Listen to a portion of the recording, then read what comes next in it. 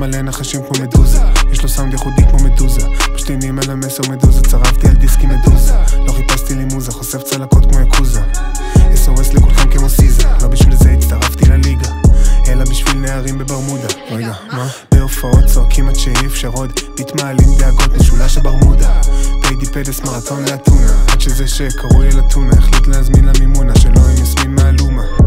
אז מה אם הם אמרו שאני לא יכול? אז מה אם הם אמרו שאני לא יכול?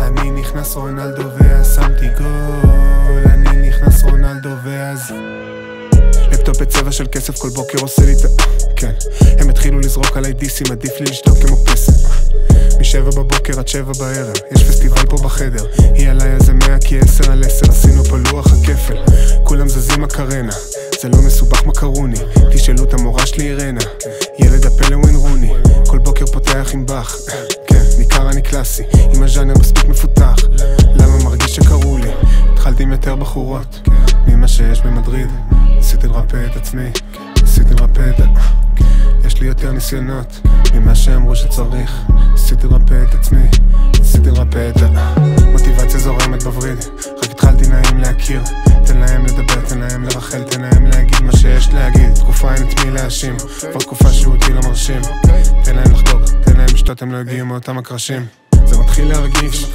שחייב שתהיה לך טראומה, בשביל להצליח, בשביל להצליח, אתם יודעים זה מסביר, כן, למה עשיתי פה פאודה, אני חייב להצליח, אני חייב להצליח. אז מה אם הם אמרו שאני לא יכול? אז מה אם הם אמרו שאני לא יכול? אני נכנס רונלדו ואז שמתי גול, אני נכנס רונלדו ואז אז מה אם הם אמרו שאני לא יכול? אז מה אם הם אמרו שאני לא יכול?